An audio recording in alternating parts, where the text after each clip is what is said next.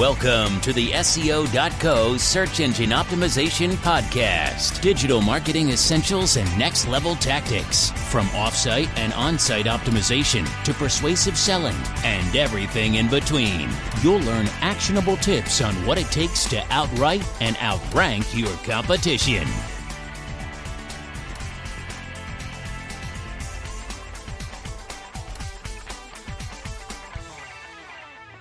Welcome back to the SEO.co podcast. Today we're kicking off the series, How to Scale Your Content Creation.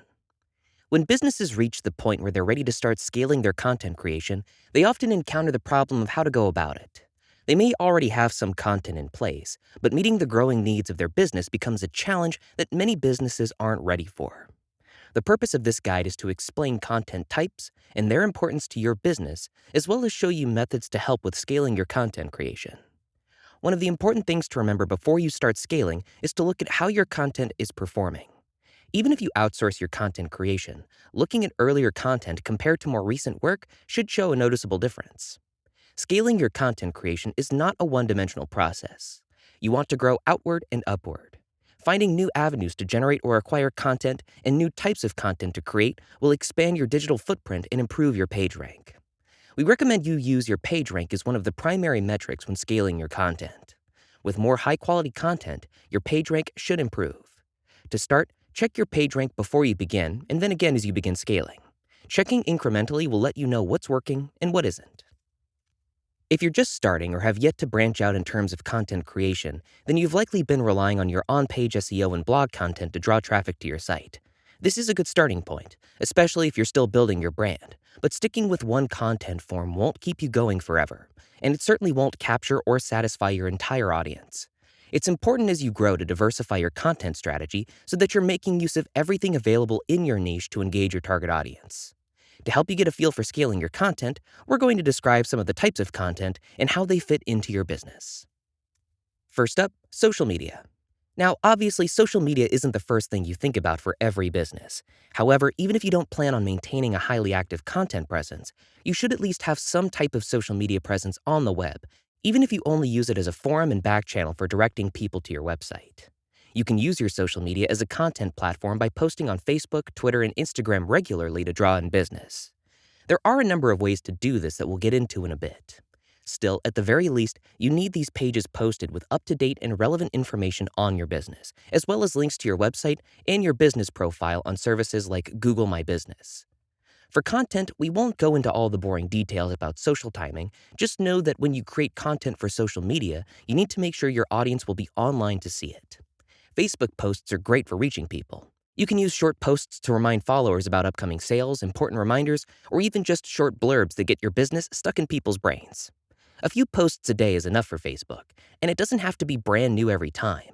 Create a pool of reusable posts and then add to or update the pool as things change. For Twitter, posts should be many times a day, every day.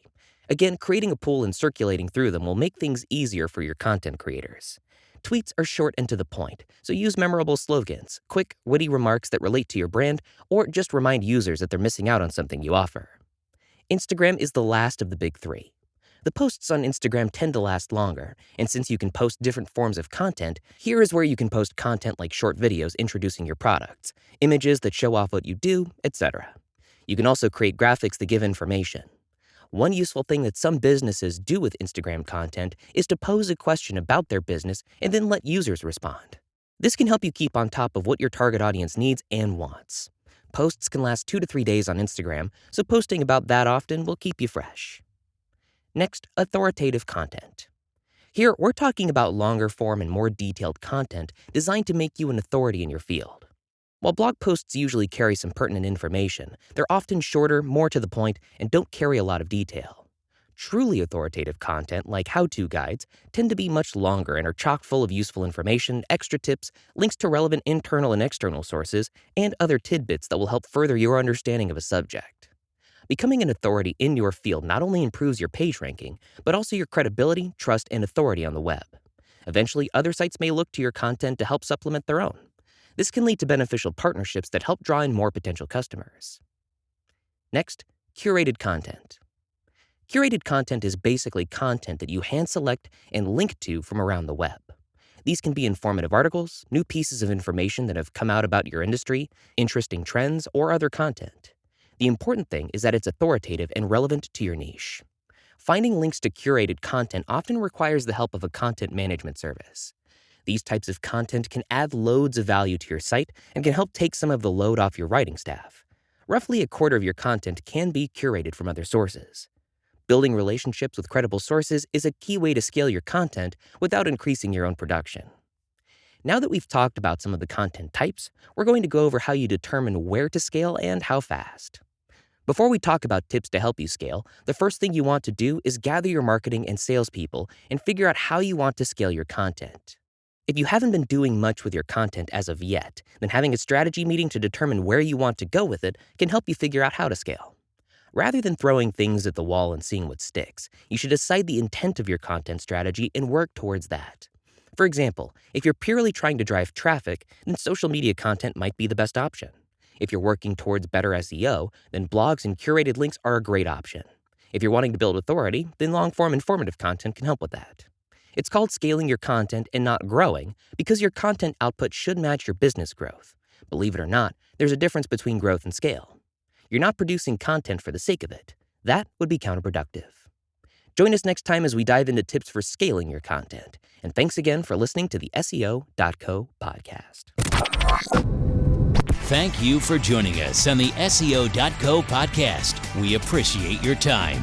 Be sure to rate, review, and subscribe to the show and visit SEO.co for more resources based on today's topic, as well as access to more podcast episodes to help you improve your site's long-term SEO success.